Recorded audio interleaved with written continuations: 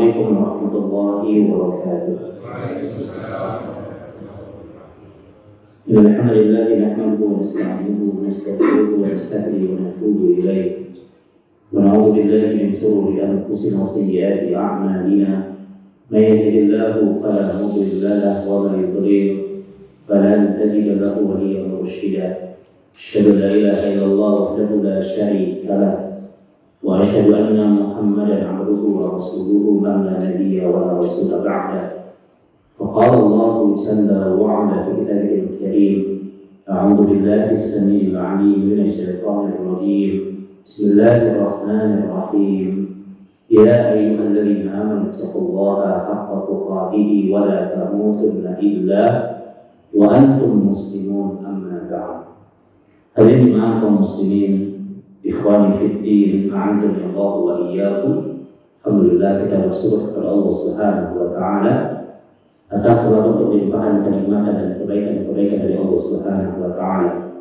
Allah membangunkan kita di waktu menjelang subuh, dan Allah kuatkan hati-hati kita, Allah ringankan langkah kaki kita untuk kita menuju rumah Allah yang penuh kebaikan dan kemuliaan ini. Dan ingat bahwa Rasulullah SAW itu senantiasa mendoakan umatnya yang bangun di waktu menjelang subuh. Doa yang masyhur di Sahih Bukhari, di antara doanya di kita yang mulia adalah Allahumma barik li ummati fi bukuriha. Katanya kita, ya Allah, berikan keberkahan kepada umatku yang bangun di waktu subuh. Ya, jadi ini adalah waktu yang penuh kebaikan dan keberkahan. Waktu yang ketika kita hari ini kita duduk di majelis ilmu, maka duduknya kita di tempat yang mulia ini, maka katanya kita yang mulia di hadis Sahih Muslim, wa khaffakumul malaika wa dzakarakumullahu fi man 'inda. Duduknya seseorang di majelis ilmu, maka malaikat-malaikat yang ada di langit turun dan mereka menaungi mendoakan orang-orang yang duduk di majelis ilmu. Ya, wa dzakarakumullahu fi man 'inda, dan nama kita semuanya satu-satu disebut oleh Allah dengan bangga di hadapan seluruh penduduk langit. Maka Masya Allah, mudah-mudahan ilmu yang kita kaji, ilmu yang mendekatkan kita kepada Allah Subhanahu wa taala dan membawa kebaikan untuk urusan dunia dan akhirat kita. Amin ya Allah ya Rabbal alamin. Selawat dan salam mudah-mudahan senantiasa tercurah kepada qudwah dan uswah hasanah kita, Nabi kita yang mulia, Nabi Muhammad sallallahu alaihi wasallam, dan tercurah kepada para keluarga beliau, kepada para sahabatnya ridwanullahi alaihim ajma'in, dan kepada kita umatnya yang mudah-mudahan tetap beristiqamah berjalan dalam naungan Al-Quran dan As-Sunnah yang beliau bawa. Dimana semuanya, alhamdulillah pada subuh hari ini kita akan kembali hadir untuk membahas kitab kajian Aqidatul Tauhid, dan hari ini kita mengambil sebuah tema yang diungkapkan oleh Imam Qurtubi di kitabnya Tadhkirul Ahwali Ba'dal Mauti, dan Imam Ibnu Qayyim di kitabnya Za'atul Ma'ad. Maka di dua kitab ini mengangkat tema tentang akhir yang lebih baik, tentang akhir yang lebih baik. Nah, tentu ya Pak, yang kita pengen awalnya baik, awal kehidupan kita baik, dalam proses menjalankannya juga baik gitu ya, dan kita berharap mudah-mudahan akhir dari semua ini kita bisa menutup usia kita, akhir kehidupan kita dengan kebaikan-kebaikan yang Allah ridhoi. Ya, amin ya Allah ya Rabbal alamin. Makanya Imam Ahmad ketika ditanya oleh muridnya tentang kaifal yamut, tentang gimana cara orang mati. Orang mati itu gimana caranya? Maka kata beliau, cara mati tergantung cara hidup. Cara mati tergantung cara hidup. Maka ketika kita hidup dalam kebaikan-kebaikan yang Allah ridhoi, maka mudah-mudahan kita diwafatkan nantinya juga dalam keadaan yang baik, yang kita sebut dengan husnul khatimah, kematian yang baik. Karena memang kematian itu dia hanya punya satu di antara dua cara, yaitu husnul khatimah, kematian yang baik, dan su'ul khatimah, kematian yang buruk. Ya, dan kita berlindung kepada Allah, ya, berlindung kepada Allah Subhanahu wa taala agar kita dijauhkan, ya, terhalangi dari kematian-kematian yang buruk. Kita harus ingat, bagi seorang mukmin mati itu bukan akhir kehidupan. Jadi ingat, al-maut, kematian itu bukan akhir kehidupan, tapi kematian adalah awal gerbang kehidupan yang sesungguhnya. Ya, pintu gerbang yang sesungguhnya dalam kehidupan bernama kematian. Betul, kalau ada orang yang meninggal dunia, wafat dia, maka memang kehidupan dia di dunia telah berakhir. Jadi kita harus ingat, dunia ini hanya tempat persinggahan. Ya, dunia ini hanya rest area, tempat kita mampir sejenak. Ya, dan dunia adalah daur amal, tempat kita beramal soleh. Ya, sementara kehidupan tempat kita dibalas, kehidupan yang kekal dan abadi itu bernama akhirat, bernama akhirat. Makanya Allah mengatakan kepada kita, a'udzubillahi minasyaitonir rajim, inna yawman min 'indi rabbika ka'alfi sanatin mimma ta'uddu. Kata Allah, satu hari di hari akhirat itu sama dengan 1000 tahun dalam hitungan kita di dunia. Satu hari di akhirat sama dengan 1000 tahun. Jadi kalau hari ini kita punya usia 60 tahun, usia 70 tahun, usia 80 tahun, atau usia 100 tahun, maka usia 100 tahun itu dalam hitungan akhirat ini hanya hitungan menit dan detik dalam pandangan akhir. Nah, maka jangan pernah kita menggadaikan urusan akhirat kita hanya untuk dunia yang menipu ini. Ya, dunia ini Allah yang mensifati dunia dengan mata'ul ghurur. Dunia ini kata Allah tempat yang menipu. Dunia ini adalah la'ibun wa lahwun. Ya, permainan dan senda. Dunia ini tempat main-main, Pak. Ya, yang serius itu cuma akhirat. Ya, yang serius akhirat. Nah, makanya jangan sampai kita terlena dengan permainan dunia. Maka mari kita berlelah-lelah dalam kebaikan, bercapek-capek dalam ibadah.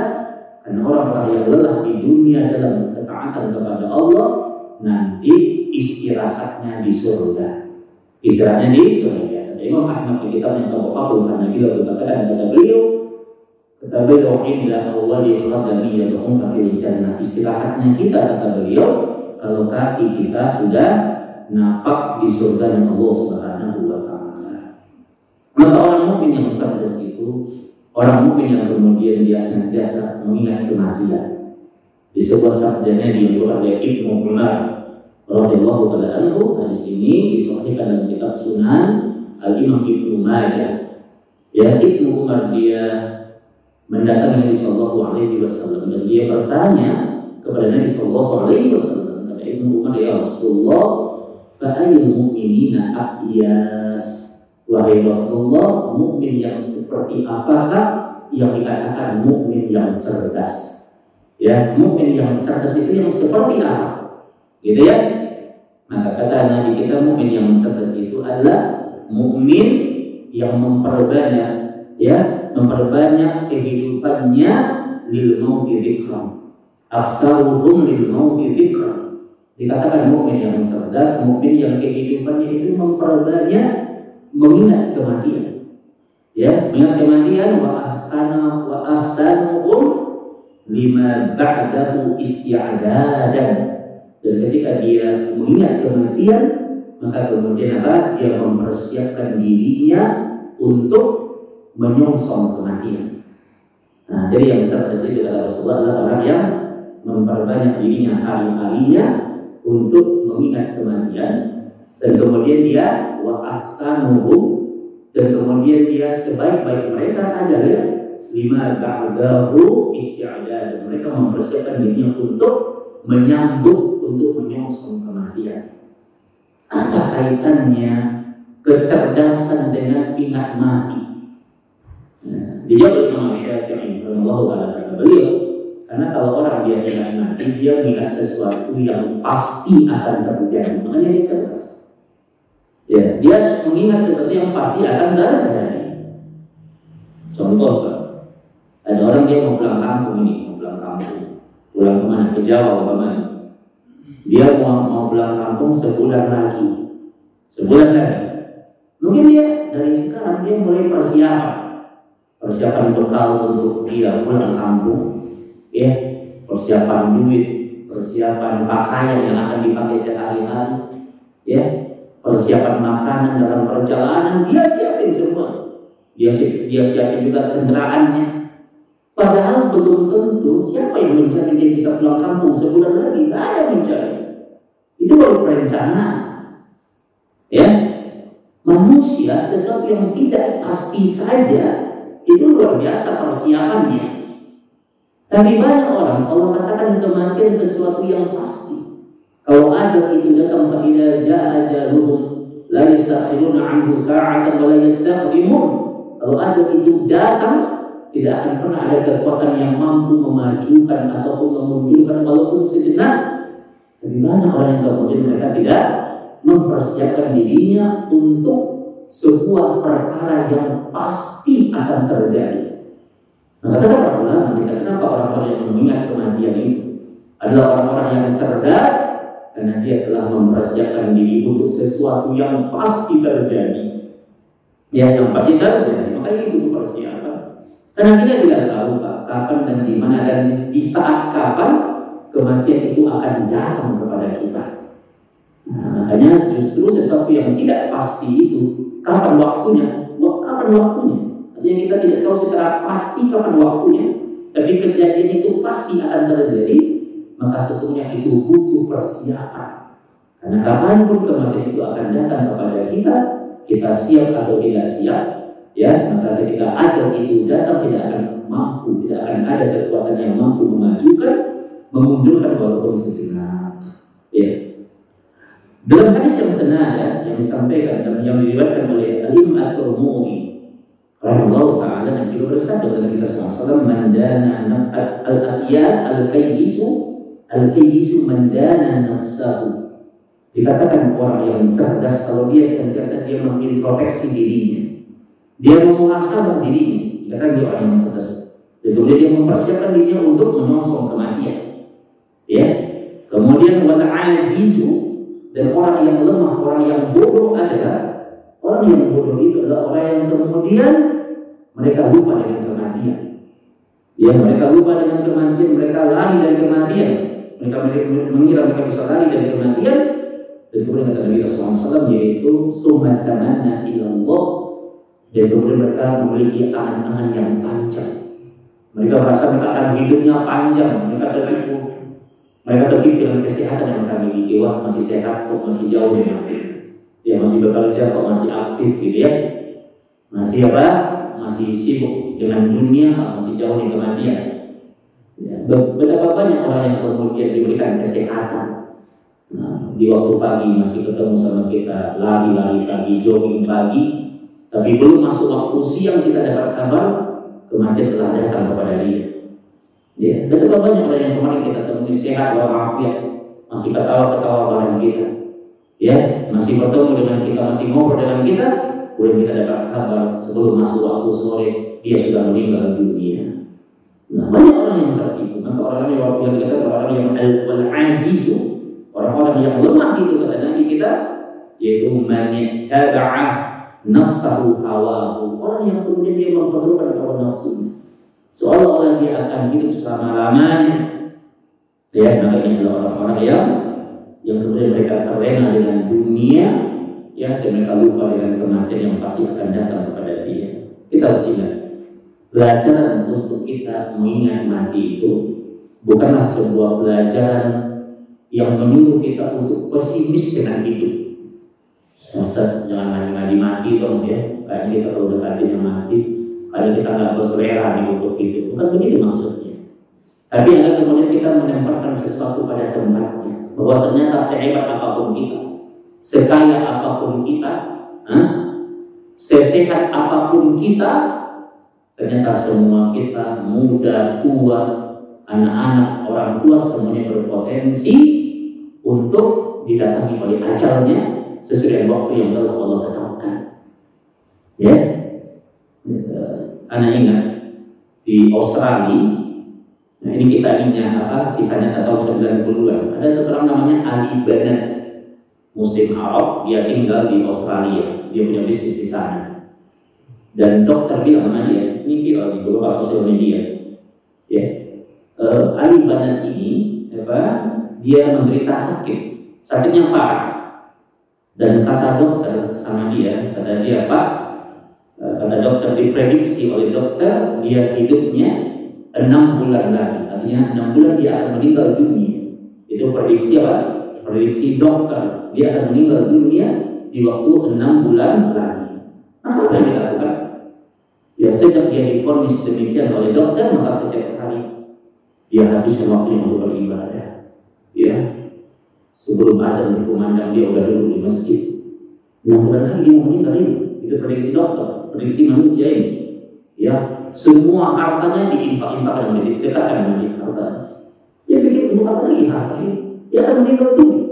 Yang dia pikirkan apa yang akan terjadi pada diri dia setelah kematian dia.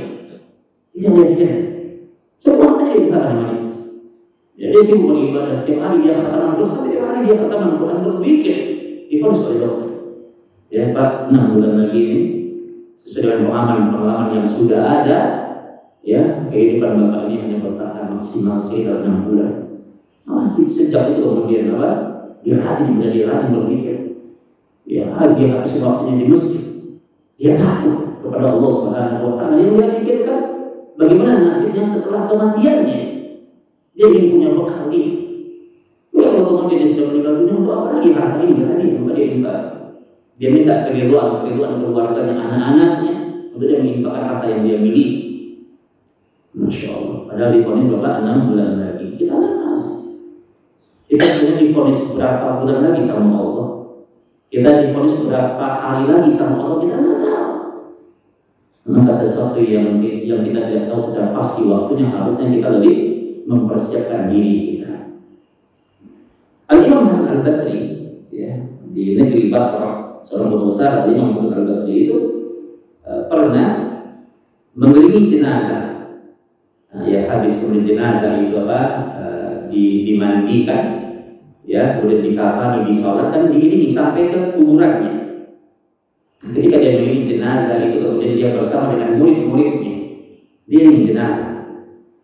Kemudian ketika jenazah itu dimasukkan ke biang lahatnya, Imam Hasan Al-Basri melihatnya dengan apa? Dengan muridnya. Dia bilang sama muridnya, kata dia, ya Talib, wahai penuntut ilmu, kata dia, bagaimana pandanganmu, ini ada mayat yang sedang dimasukkan dalam lubang biang lahat ini, dia sedang dimasukkan. Bagaimana pandanganmu kalau saja mayat ini, seandainya mayat ini kembali Allah hidupkan? Ketika dia dimasukin, ketika dia sudah nyampe di dalam, dia hidup gitu. Yang belum ditimbun tanahnya, dia hidup. Menurutmu, kata Imam Hasan Al-Basri kepada muridnya, apa yang akan dia lakukan ini? Kalau dia hidup, apa yang akan dia lakukan? Maka kata muridnya, ya alim, ya imam, menurutmu kalau kemudian ini jenazah ini hidup lagi, dan dia kembali ke muka bumi ini, maka dia akan beribadah sungguh-sungguh. Dia akan beribadah sungguh-sungguh, dia akan sholat, dia akan sedekah, dia akan beribadah kepada Allah. Ya, karena di antara permintaan ahli kubur, apa yang mereka minta? Qala rabbi rji'un la'andi a'malu shalihan fima taraktu. Ahli kubur itu dia minta sama ya Allah, balikin kami ke dunia. Kami menyesal terhadap ibadah yang pernah kami abaikan. Nah, kalau ahli orang di kubur itu dihidupkan, dia akan beribadah kepada Allah. Dia akan kembali, ya, dia akan sholat, dia akan berzikir, dia akan baca Quran. Tiap menit dan detiknya tidak ada waktu yang dia pakai kecuali untuk beribadah kepada Allah. Itu akan terjadi kalau dia dihidupkan, kata murid. Maka kata Imam Hasan Al-Basri, maka sesungguhnya dia tidak akan pernah dihidupkan kembali ke muka bumi ini. Dia tidak akan pernah dihidupkan kembali ke muka bumi ini, karena Allah katakan kala sekali-kali tidak, kata Allah, yang udah meninggal dunia nggak bakalan hidup lagi ke muka bumi ini. Dia nggak akan hidup lagi. Maka katanya, kata Imam Hasan Al-Basri, maka engkau yang saat ini berkomentar, dia ingin beribadah, dia ingin sholat, dia ingin bersedekah, maka lihat engkau berkomentar, engkau masih hidup, maka lakukan apa yang engkau katakan. Lakukan apa yang engkau katakan, karena engkau masih hidup. Maka sebelum kejadian yang sama terjadi kepadamu, sebelum engkau dimasukkan ke dalam kuburanmu, maka lakukan apa yang tadi engkau katakan. Makanya di antara sunnah-sunnah yang mulia dijelaskan di kitab Sahih Sunnah oleh Imam Abu Malik, di antara sunnah yang mulia itu kita kan dianjurkan kalau kita ngurusi jenazah, di antara sunnahnya antarkan jenazah itu sampai ke kuburannya. Jadi kan lihat, coba lihat yang lain itu, insya Allah. Ya, tempat yang sempit, tempat tempat yang gelap. Kalau itu ditimbun umpamanya gerah, panas, sempit. Di antara sifat kubur kata Nabi kita, kubur itu adalah dayyiqatun, tempat yang sangat sempit dan mengimpit. Sifat kuburan adalah tempat yang sangat gelap. Muslimatun azlam, kata Nabi kita, kuburan kegelapan di atas kegelapan kuburan. Ya, maka ingat ya, kata para ulama kita, ya maka beramal soleh. Rumah masa depan di dunia itu bernama alam kubur. Di dunia, makanya ijma ulama akidah mengatakan lamanya orang di alam kubur itu lebih lama daripada dia hidup di dunia. Jadi kalau di dunia itu apa? Kita hidup 60 tahun, 70 tahun, 100 tahun, tidak ada apa-apanya dibandingkan lamanya manusia akan hidup di alam kubur. Dan kehidupan manusia di alam kubur itu akan dapatkan satu di antara dua perkara. Imma nikmat kubur, wa imma adab kubur. Dia akan dapatkan kalau enggak nikmat kubur, kalau enggak adab kubur. Ya, Masya Allah. Rumah masa depan itu bernama alam kubur. Ya, Masya Allah ya. Nabi kita SAW mengatakan dalam sebuah hadis tersebut dapat dalam Mu'jam al-Awsat. Mu'jam al-Awsat yang disebutkan oleh Imam At-Tabrani, dan hadis ini juga dinukilkan oleh Abu Hurairah dalam kitab Jami' al-Ahadis. Kata Nabi kita, istaghfiru min zikri minal hazatil lazzat. Kata Nabi kita, perbanyaklah mengingat sang pemutus segala bentuk kenikmatan. Perbanyaklah mengingat sang pemutus segala bentuk kenikmatan. Atau hazanil lazat juga bermakna yaitu perkara yang akan menghancurkan semua kenikmatan. Perbanyak mengingat. Dan itulah kematian. Kata Nabi kita,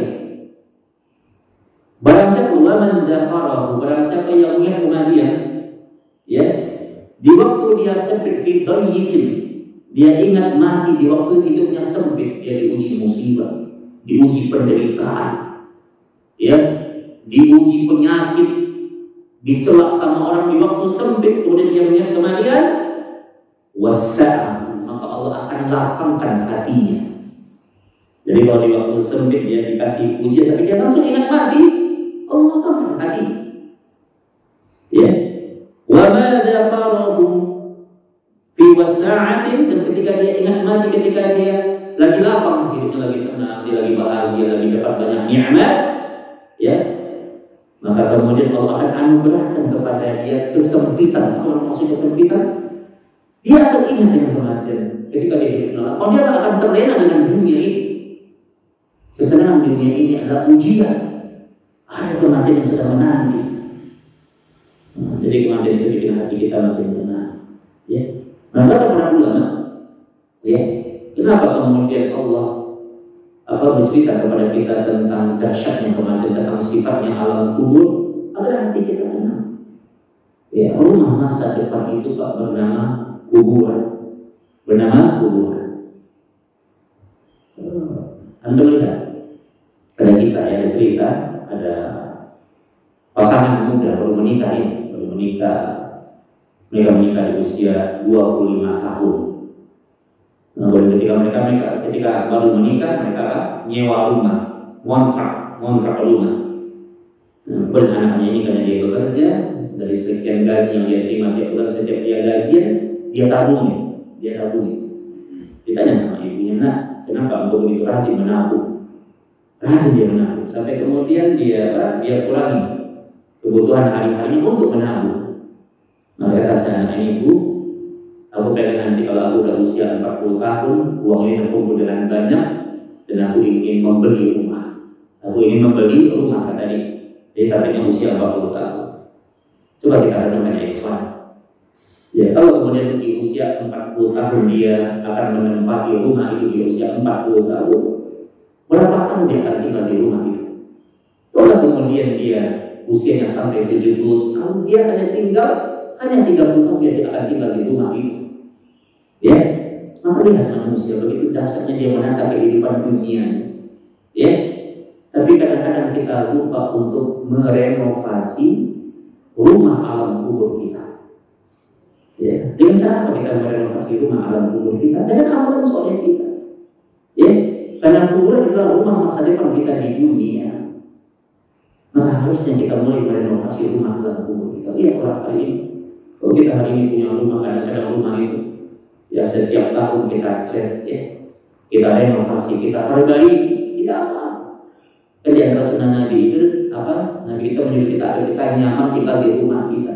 Karena kalau rumahnya nyaman, maka bisa dimaksimalkan ibadah di dalamnya. Karena orang dahulu telah menjadikan rumah sebagai tempat ibadah kedua setelah masjid. Makanya zikir pagi dan petang diutamakan di rumah. Sunnah qobliyah dan ba'diyah kalau memungkinkan dianjurkan di rumah. Tahajud sholat malam dianjurkan di rumah. Ya, nggak apa-apa. Tapi hari ini kita banyak orang yang kemudian begitu sibuk menata rumahnya, tapi lupa untuk merenovasi rumah alam kuburnya, rumah masa depan. Padahal yang tadi kita sampaikan, ijma ulama akidah mengatakan lamanya manusia hidup di alam kubur, menempati rumah alam kubur itu lebih lama daripada dia hidup di dunia. Lalu Imam Abdul dan Abdul kalau mengatakan kata dua rumah masa depan kubur itu bisa menjadi tempat yang paling megah, bisa menjadi tempat yang paling megah, tempat yang sangat aman dan nyaman, tempat yang sangat indah. Kalau di dunia ini kita sibukkan diri kita untuk beramal soleh, ya lebih mewah daripada yang kita miliki di dunia. Syaratnya bagaimana kemudian kita beramal soleh sehingga rumah masa depan kita Allah jadikan sebagai raudhah min riyadil jannah, taman di antara taman-taman surga. Maka pelajaran kematian ini menyuruh kepada kita untuk kita kemudian kita mengingat kematian agar kemudian kita menghadapi, bersiap untuk menghadapi waktu yang sangat pasti. Dan ini cara diri kita untuk melembutkan hati kita. Jadi kalau kita ditimpa musibah, ditimpa penderitaan hidup, kita ingat mati ya Allah. Kita akan kembali kepada Allah. Ya, maka kita tidak akan pernah kemudian kita tidak mungkin kita mengeluh. Ya, penderitaan kehidupan ini sifatnya sementara. Tapi kalau kita bersabar dengan penderitaan, dengan penyakit yang menimpa kita, maka Allah akan ganti dengan kenikmatan yang lebih banyak. Kalau kemudian kita ditimpa kesenangan, ditimpa kebahagiaan, ditimpa kebahagiaan, maka kita pun tidak akan pernah terlena. Karena senikmat-nikmatnya kehidupan dunia itu ujian, maka perkara itu kemudian akan membuat kita ingat dengan sesuatu yang pasti. Ya, dalam Islam tidak ada salahnya seseorang mengejar dunia, tidak ada salahnya. Orang punya rumah bagus, punya mobil bagus, dia mengejar dunia, tidak ada salahnya. Yang salah itu kalau gara-gara mengejar dunia dia mengabaikan akhirat. Gara-gara mengejar dunia dia lupa dengan kematiannya. Nah ini yang salah. Tapi kalau kemudian dia mengejar dunia, ketika dia dapatin dunia, membuat dia semakin mentaati Allah, makin rajin dia beribadah, maka tidak ada salahnya. Ya, bahkan Islam tidak melarang umatnya untuk jadi orang kaya. Ya, justru harusnya kebaikan dunia itu dipegang oleh orang-orang yang beriman agar bisa dimanfaatkan dalam kebaikan yang Allah ridhai. Nah, maka mari kita maksimalkan kehidupan yang beribadah kepada Allah Subhanahu wa taala. Ada satu hadis sahih. Ini hadis kursi. Hadis kursi itu adalah sebuah hadis ya yang berisi firman Allah Subhanahu wa taala. Ketika Allah bertanya kepada Nabi yang mulia sallallahu alaihi wasallam tentang kehidupan yang paling mulia. Orang itu dikatakan hidup yang mulia, gimana sih bentuknya? Gimana sih bentuknya? Maka kata Nabi kita di antara tanda kehidupan yang mulia itu kata Nabi kita 3 hal kata Nabi kita. Ini dialog Nabi, ya. Dialog dengan Allah Subhanahu wa taala. Maka orang dikatakan kehidupan itu mulia. Kata Nabi kita ketika dia masyu al akhdam ila jamaah. Dia tandanya masyu al-akhdam ila jamaah. Ketika dia senantiasa dia berjalan kaki untuk menegakkan sholat 5 waktu berjamaah di masjid. Masya Allah. Jadi di antara orang itu ditakdirkan kemuliaan dalam hidupnya ketika dia berjalan kaki menuju sholat berjamaah di masjid. Yang kedua kata Nabi kita yaitu isbarul wudu' indal makruha. Dia menjaga wudu'nya. Dia menjaga wudunya walaupun dalam keadaan yang sulit. Lagi musim dingin umpamanya, malam hari kan dingin gitu.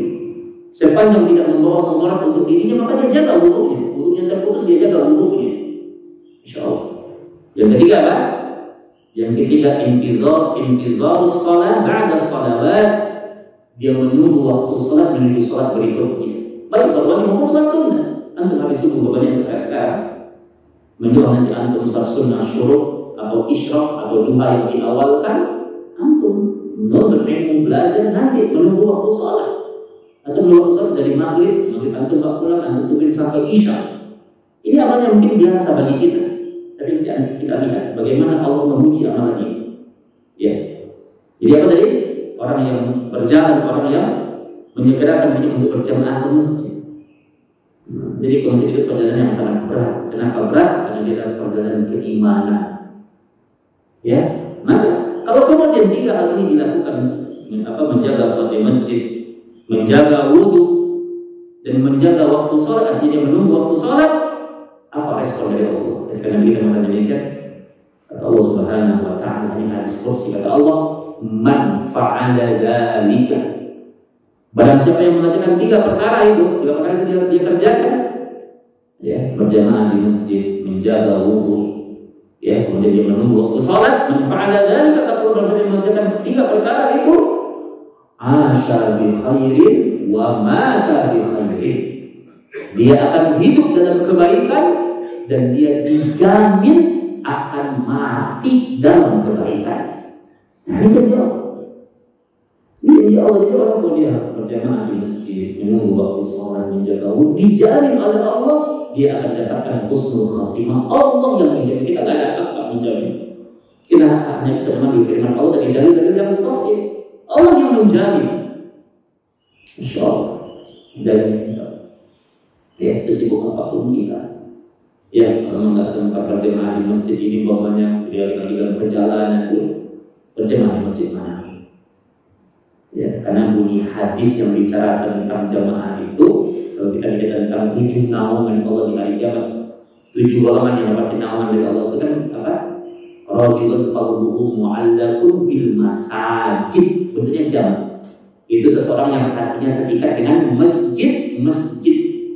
Jadi dimanapun kita terikat dengan masjid manapun. Ini kita lagi sibuk, lagi safar umpamanya. Nah, ini masya Allah, orang yang terikat hatinya dengan rumah Allah. Kata Allah, asya bi khairin wa mata bi khairin. Dia akan hidup dalam kebaikan dan dia akan diwafatkan dalam kebaikan. Fa amma min khati'atihi, adapun semua dosa-dosanya, kalau dia ada di masjid, berjamaah di masjid, dia jaga wudunya, dia menunggu waktu salat, fa amma min khati'atihi, adapun dosa-dosanya, yang Allah, ya, yang Allah, maka Allah hapuskan dosanya. Ya, kama fi zamanil bahri, seperti apa? Buih yang berada di lautan. Allah lenyapkan, Allah hapuskan dosanya walaupun sebanyak buih yang berada di lautan. Ini kemuliaan yang Allah berikan kepada orang-orang yang beriman. Ya, kalau kita menjaga ibadah kita, maka ini adalah akhir yang lebih baik, ya. Maka kalau prosesnya kita jalankan dengan baik, maka insyaallah Ta'ala, maka bismillah Allah juga akan jelaskan di surga. Allah akan menentukan kehidupan kita menjadi lebih baik. Yang kita takut adalah akhir kehidupan, ya, dan sampai akhir kehidupan kita itu menjadi buruk. Ya. Para ulama kita mengatakan bahwa kalau memang prosesnya baik, insya Allah akhirnya baik. Tapi ada satu hadis yang bikin kita kaget, ya, tentang fitnah kehidupan. Bahwa yang terbentuk fitnah kehidupan yang terbesar itu adalah ketika orang kemudian dia hidup dalam ketaatan, tapi dia mati dalam kemaksiatan. Ya, ini ada satu hadis, ya. Kan tadi kata Ustaz, kalau kita hidupnya baik, prosesnya baik, matinya baik. Tapi ada sebuah fitnah, ada sebuah ujian yang harus kita waspadai. Ketika orang tidak istiqamah, ketika dia meremehkan dosa, nah ini penyebabnya. Maka boleh jadi dia akan hidup dalam ketaatan dan mati dalam kemaksiatan. Makanya di hadis yang diberikan oleh Abu Hurairah radhiyallahu anhu, hadis yang terdapat di Sahih Muslim.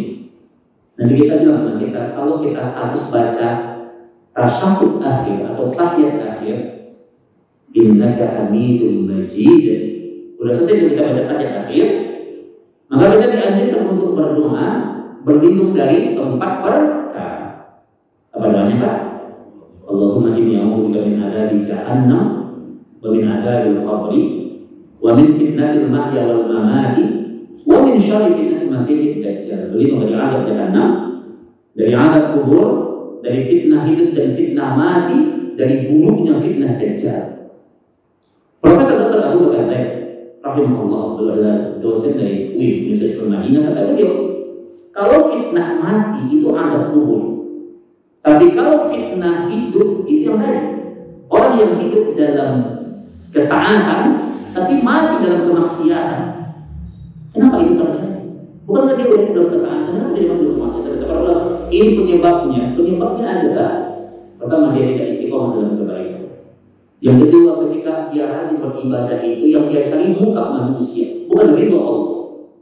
Yang ketiga, penyebabnya ketika dia meremehkan dosa. Apa-apa dia bikin dosa, ntar taubat kan gitu. Apa-apa dia bikin dosa, kita taubat, Allah kenapa belum penyayang, memain-mainkan taubat. Ya, akhirnya dia berbuat maksiat dan dia mati dalam kemaksiatannya. Ini fitnah kehidupan yang paling besar. Nah, ini harus kita lakukan. Makanya kita berlindung dari fitnah kehidupan, fitnah mahya wal mamat, fitnah hidup dan fitnah mati. Nah, maka apa? Bagi Allah itu kan bikin orang yang tak pernah ke masjid. Ke masjid itu kan mudah bagi Allah. Ya, tak pernah sholat ibadah, sholat itu mudah bagi Allah. Yang susah bagi kita ketika kita istiqamah, komitmen ya. Maka berharap mudah-mudahan doa ini kita hidup dalam keimanan, mudah-mudahan kita diwafatkan dalam keimanan. Allahumma a'inna bil iman wa amitna bil iman. Ya Allah, hidupkan kami dalam keimanan dan wafatkan kami dalam keimanan. Ini doa kita kepada Allah Subhanahu wa taala. Nah, terakhir pesan dari kitab ini menjelaskan kepada kita kata dijelaskan oleh Imam As-Suyuti. Imam As-Suyuti rahimahullah taala dalam kitabnya ya, kitabnya Sarhus Sudur lil Haulil Mauta wal Qubur di halaman 29. Kata beliau, ya, barang siapa yang melihat kematian, barang siapa yang memperbanyak ingat kematian, ya, maka kata beliau, akramallahu bi thalas, maka dia diberikan kemuliaan oleh Allah dengan 3 perkara. Jadi kalau kita sering ingat mati, maka kita diberikan kemuliaan 3 perkara. Wa man nasiya, barang siapa yang lupa dengan kematian, enggak pernah ingat mati, uqibalahu bi thalas, maka Allah akan mengiqab dia, memberikan sanksi kepada dia dengan 3 perkara. Jadi ingat mati, apa? Diberikan kebaikan 3 perkara, kalau lupa diberikan keburukan 3 perkara. Apa itu?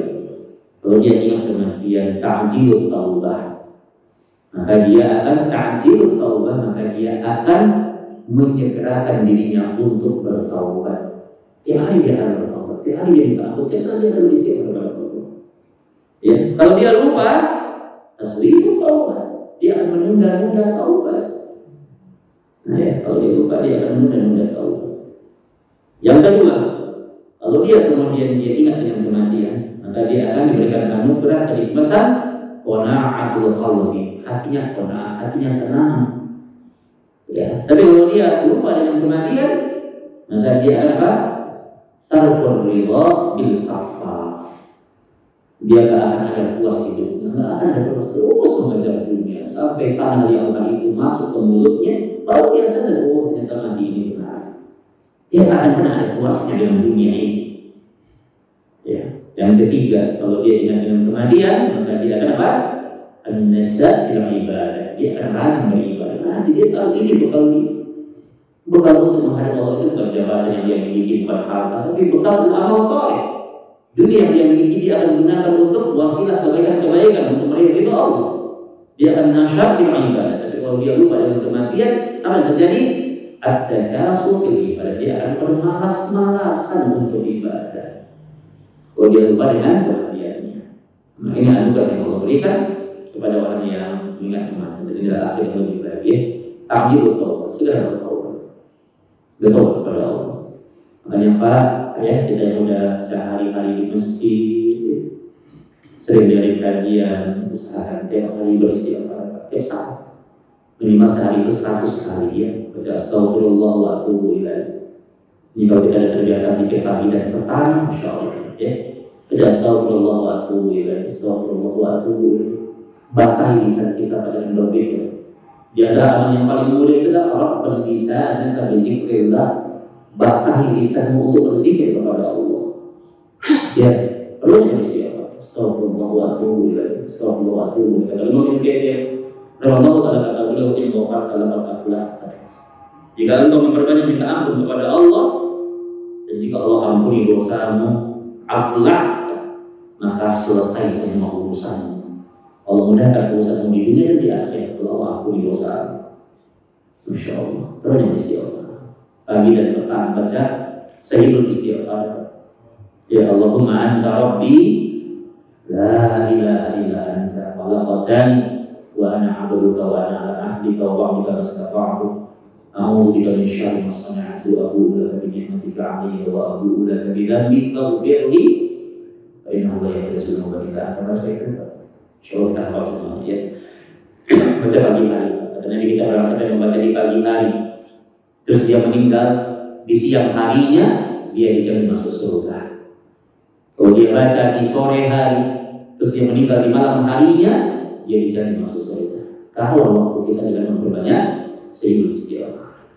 Ya, ya Masya Allah. Orang akan meninggal dari yang Allah. Yang kedua dia akan qana'atul qalbi. Hatinya tenang. Hatinya tenang. Apapun musibah yang menimpa dia, hatinya tenang. Ada kisah nyata. Ini terakhir ya, sebelum kita jawab. Ada kisah nyata di Aljazair kisah. Di Aljazair. Ya, terjadi sekitar tahun 2001 kalau tidak salah. Jadi ada seorang wanita muslimah, seorang istri solehah, ya istri yang solehah, ahli ibadah, ahli baca Quran, ahli zikir istri, dan mengabdi kepada suaminya, mentaati suaminya, ngurusin anak-anaknya. Tapi wanita solehah ini dia diuji oleh Allah, dia punya suami yang durhaka sama Allah, suaminya ahli maksiat, suaminya itu pak orang kaya, suaminya orang kaya, tiap malam mabuk, tiap malam minum suaminya mabuk. Di suatu malam, istrinya lagi ngaji, lagi baca Quran sendiri, baca Quran. Suaminya datang pada mabuk, habis minum. Ya Aljazair ini kisahnya. Malam, kemudian suaminya masuk pintu, dia gebrakin pintunya. Kemudian dia lihat istrinya itu lagi baca Quran, dia ambil Quran, dia sobek-sobek Quran. Dia sobek-sobek Quran. Muslim suami, dia sobek Quran, dia mabuk. Ya, kemudian isinya dia dorong sampai istrinya jatuh, dia pukul istrinya jatuh istrinya. Masya Allah, istrinya tiap hari dizalimi. Sampai istrinya kalau karena udah nggak kuat, istrinya minta ditemani sama temannya untuk mendatangi seorang syekh, jadi di Aljazair. Nah, kemudian dia ingin minta fatwa kepada syekh ini. Dia datang syekh ini sudah tua, sudah sangat sepuh, usianya 90 tahun syekh. Kemudian usianya 90 tahun. Apa kata wanita ini, ya syekh ini keadaannya aku alami, aku dizalimi, aku dipukul, aku udah kuat, kata istri ini. Kemudian syekhnya tidak langsung menjawab, syekhnya bertanya. Kata syekhnya, kalau nanti engkau berpisah dengan suamimu, engkau mau kemana? Apa yang akan engkau lakukan? Kata istrinya, aku akan kembali ke rumah orang tua. Terus kata syekhnya, di mana rumah orang tua? Kata si perempuan ini, kata si wanita ini jauh. Jadi rumah orangnya jauh dari rumah suami, jauh ya syekh. Oh iya. Kemudian yang kedua saya nanya lagi, kata syekhnya, berapa orang anaknya? Dia bilang dia punya anak laki-laki 4 orang. Dia punya anak laki-laki 4 orang. Anaknya laki-laki 4 orang, anaknya. Kata wanita ini. Nah, kata saya ini ketika dia dengar dia punya anak laki-laki 4 orang. Kata saya, ya bint, wahai putriku. Dia bilang putriku. Karena saya sudah tua, saya sudah tua. Ya bint, wahai wanita, kata dia, wahai putriku, kata dia. Sekarang tugasmu adalah taati suami pada hal yang baik, taati dia. Yang kedua kata syekhnya, doakan dia. Yang ketiga, bersabarlah. Itu nasihat saya. Jadi tetap taati dia. Sepanjang kau jadi yang baik, taati dia. Yang kedua apa? Yang kedua doakan dia. Yang ketiga bersabar. Dan kata syekhnya yang terakhir sebelum meninggal itu dia pulang, kata syekhnya, kalau ada penderitaan yang besar menimpamu, maka ingatlah kematian. Ingatlah kematian. Karena sedahsyat apapun penderitaanmu di dunia, tidak ada apa-apanya dibandingkan sakitnya kematian. Nah, itu yang mengucap di hati ya Allah. Berarti kalau kita menderita di dunia, mati itu jauh lebih sakit. Sakratul maut itu menyakitkan. Di saat Allah berpamitan dengan jasad ini sesuatu yang menyakitkan. Itu kemudian berada di dalam. Kemudian dia bertahan. Dia itu kan dengan menasyir. Ya, dia taati suaminya, dia doa, dan dia bersama dia. Setahun setelah kejadian itu, kemudian dia kembali datang ke Syekh. Kemudian dia datang. Oh, lalu kemudian dia datang dalam keadaan dia keadaan dia menangis, dia bersedih. Saat itu dia datang kembali ke Syekh keadaan mukanya bahagia, dia ceria dia. Dia bilang, ya Syekh, masih ingat nggak dengan anak kata dia? Kata Syekh, nggak ingat kata dia. Sebab istrinya udah umur ketika itu 91 tahun, udah nggak ingat kata Syekh. Jadi tak apa dulu yang pernah datang sama teman anak kata dia. Jadi yang untuk mengadu tentang suami anak ahli maksiat tukang minum. Dan hari ini kata wanita itu hari ini suami anak itu menjadi ahli masjid. Bahkan dia yang setiap hari membuka pintu masjid kata dia. Masya Allah. Bersabar. Ya, apa kata syekhnya? Kalau dulu engkau berpisah dengan suamimu, tahu kan kau kata dia? Di rumahmu itu cuma ada satu tukang minum yang mau. Tapi kalau kau berpisah dengan dia, maka engkau telah menciptakan 5 orang tukang mabuk. Engkau punya 4 anak laki-laki. Kalau kau berpisah, anak tidak akan terus. Boleh jadi Allah masih menjaga anakmu karena engkau masih mengurusi dia, masih mengawal dia, masih berdoa kepada Allah. Tapi kalau engkau dulunya berpisah, yang awalnya cuma ada satu tukang mabuk menjadi 5 orang. Maka ingat doa yang terbaik, doa yang tulus, doa yang ikhlas. Ya, itu Allah akan menuntut dalam kebaikan-kebaikan Allah. Bersabar. Saya pada apapun penderitaan yang menimpa, maka ingat bahwa ada kematian yang jauh lebih dahsyat, ya, yang kemudian dan berkaitan dengan perkara-perkara yang menyakitkan kalau kita tidak bersabar kepada Allah Subhanahu wa Ta'ala. Nah ini ikhwan jemaah muslimin, ya, kehidupan orang yang beriman itu akan pernah lepas dari ujian.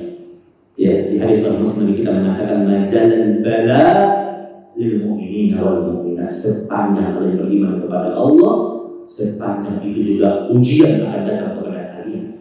Sepanjang kalian beriman, sepanjang itu juga ujian akan datang kepada kalian.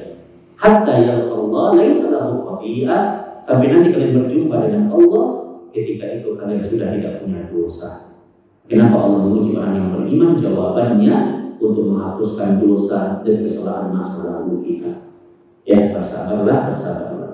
Yang terakhir kata Imam As-Suyuti, orang yang ingat mati itu dibikin dia rajin beribadah. Ya, kalau dia lupa dengan mati itu malas beribadah. Ya, soalnya dia akan hidup selama-lamanya, dia tertipu. Ya, maka ibadah yang kita jalankan ini bekal kita. Kita butuh berbekalan. Ya, Imam Ahmad sering menangis. Kata beliau, kalau hari ini Ahmad bin Hanbal meninggal dunia,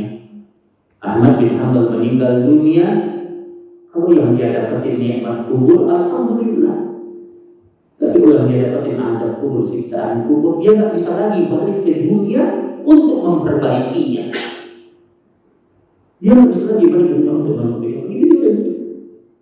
Kalau hari ini kita meninggal dunia, nggak bisa balik lagi kita untuk memperbaikinya. Maka mungkin kita masuk hidup, kita perbaiki segalanya. Umar bin Khattab radhiyallahu ta'ala mengatakan, kata beliau, saya bacakan terjemahannya, kata beliau, setiap hari kata beliau orang meninggal dunia. Setiap hari kita mendengar si fulan mati, si fulan meninggal, si fulan wafat. Kata Umar, tiap hari kita dengar informasi itu, si fulan wafat. Suatu saat nanti kata Umar akan ada yang mengatakan Umar mati, kata Umar. Nah, bayangkan ini. Kita kalau buka WhatsApp, langsung terbuka informasi baru, kita buka pagi hari langsung terbaca innalillahi wa inna ilaihi raji'un. Warahmatullahi saudara kita fulan bin fulan, dan saat ini mobil ambulan sedang menuju rumah duka. Kita sering baca informasi itu. Maka bayangkan, suatu saat nanti di WhatsApp-nya teman-teman kita, nama kita yang akan diumumkan. Kapan waktu itu terjadi? Sebentar lagi. Sebentar lagi. Semakin bertambah hari, makin dekat waktu pengumuman itu.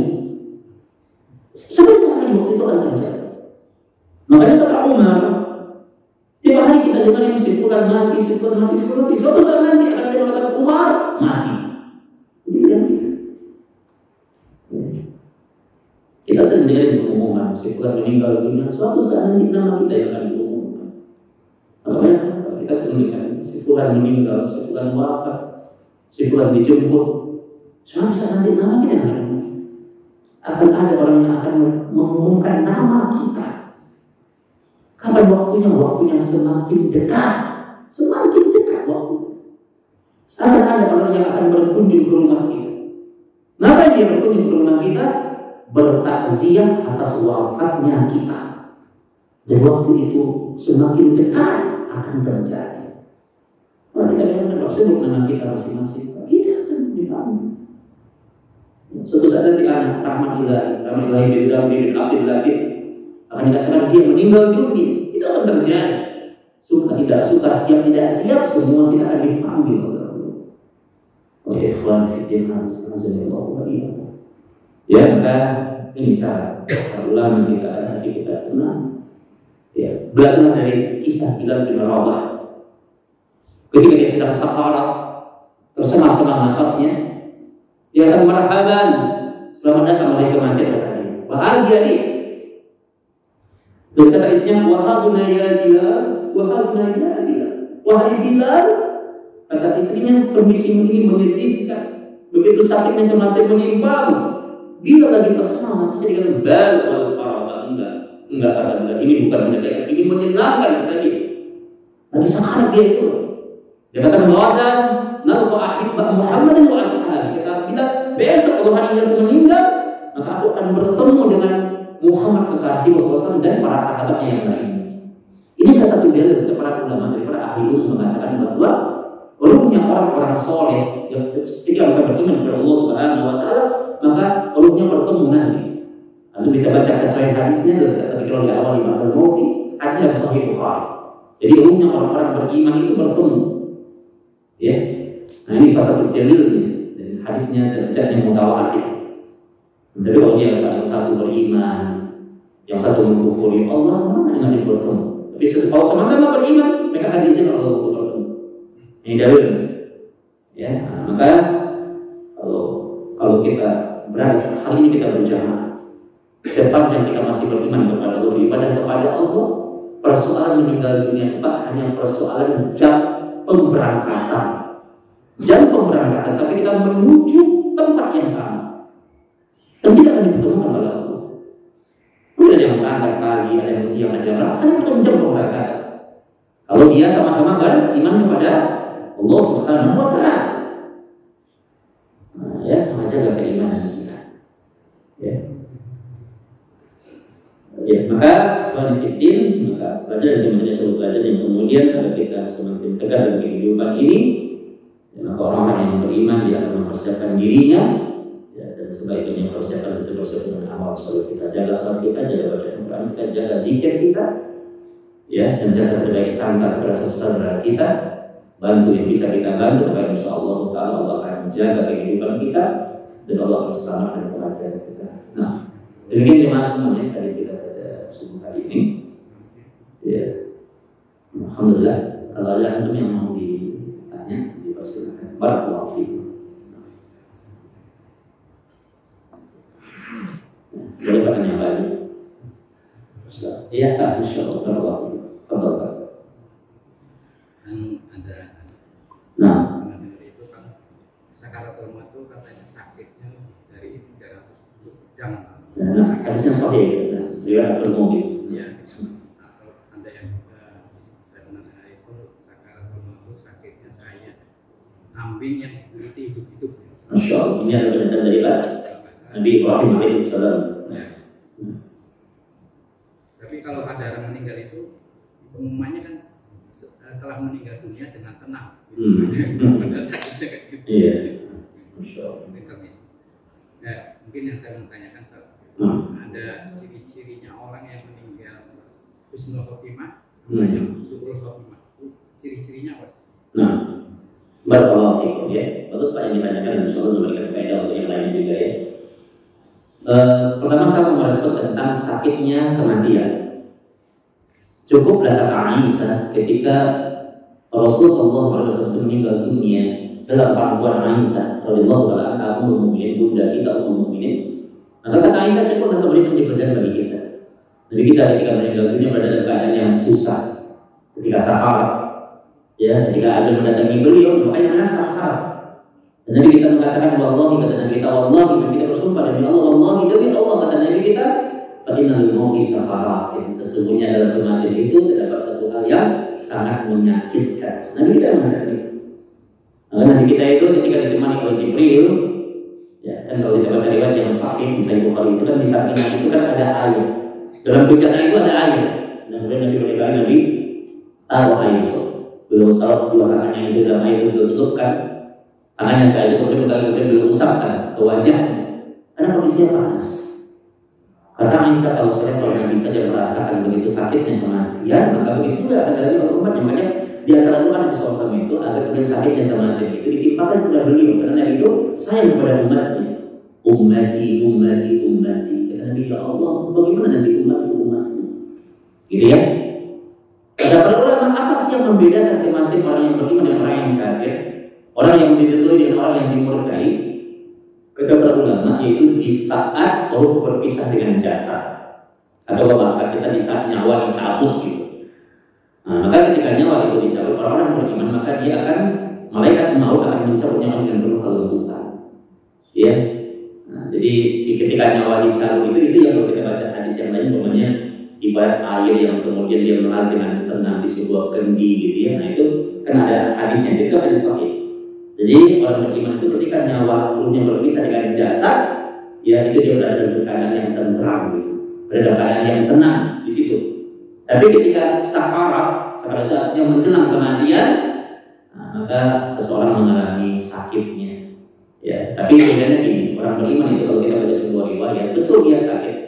Ya, ketika sakarat itu menjelang kematian itu sakarat itu, betul dia merasakan sakit, ya, tapi dia dihibur oleh Allah. Ada sebuah riwayat yang sahih dalam riwayat mungkin.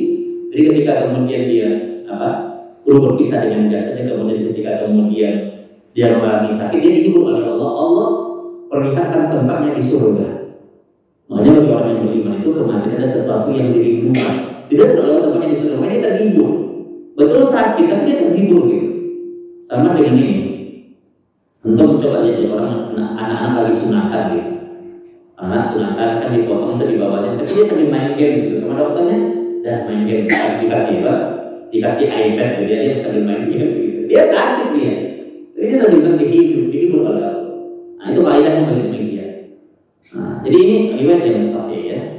Tapi memang kalau yang tadi kita ceritakan namanya kayak kambing dikulitin gitu ya. Bahkan ada sebuah riwayat saya di Sahih Bukhari itu, kematian yang paling ringan bagi ahli maksiat, bagi para ahli maksiat ya.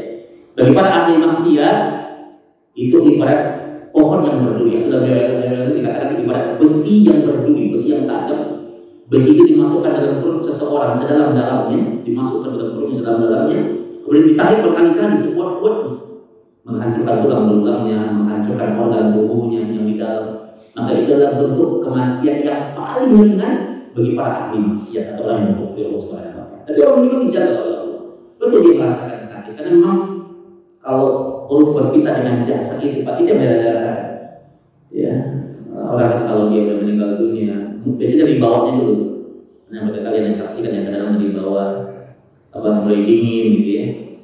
Nah, nanti kemudian naik ke atas, ginjal dan kemudian mulai tidak berfungsi, kemudian terus ke atas.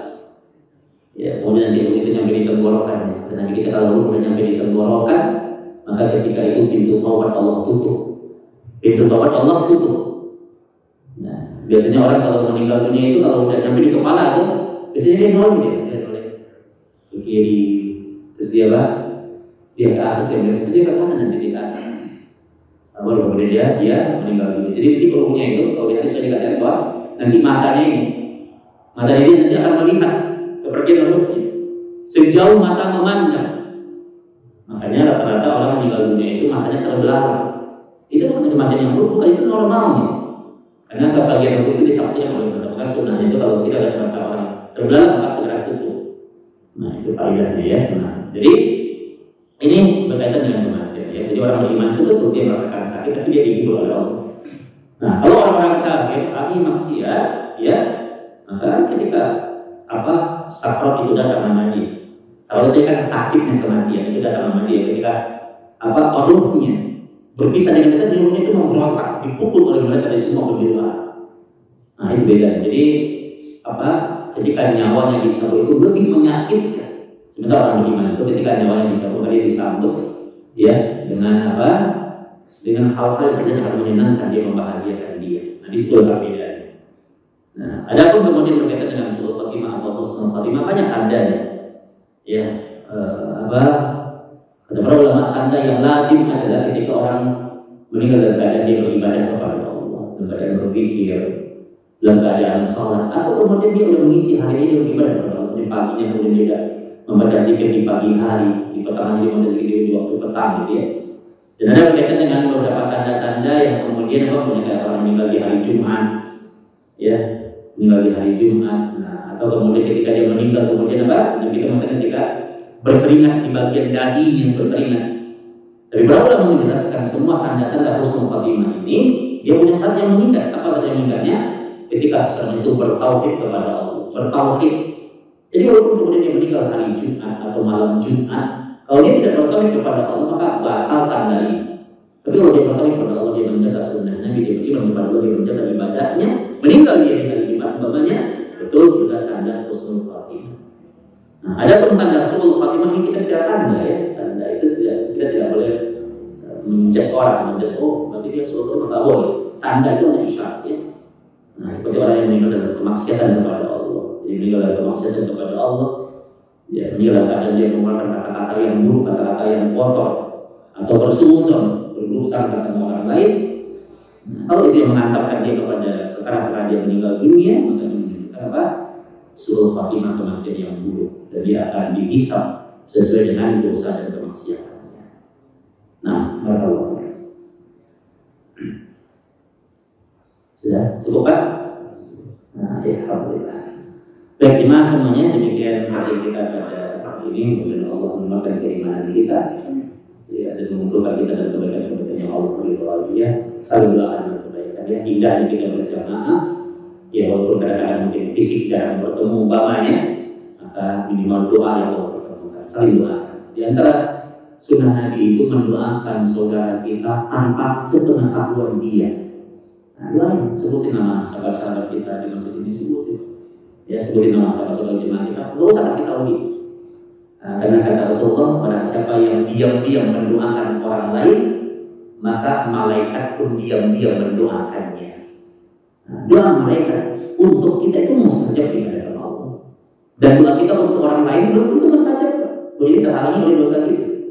Nah, makanya apa yang kita tanam itu yang akan kita tuai. Saya akan sebutin nama teman-teman kita, sahabat kita, terutama yang di masjid ini gitu ya. Tanpa sepengetahuan dia mana dia. Yang baik insya Allah apa yang kita doakan untuk dia itu akan kembali kepada untuk kita. Dan Allah ya menjadikan kita berjamaah dan kemudian kehidupan kita sampai itu ya Allah Subhanahu wa taala. Mudah-mudahan bermanfaat. Nafa'allahu wa iyyakum bil nafi wal 'amal shalih wa sallallahu alaihi wa sallam. Mari kita tutup dengan doa kafaratul majlis. Subhanaka Allahumma bihamdika asyhadu an la ilaha illa anta astaghfiruka wa atubu ilaik. Wa akhiru da'wana alhamdulillahi rabbil alamin. Assalamualaikum warahmatullahi wabarakatuh.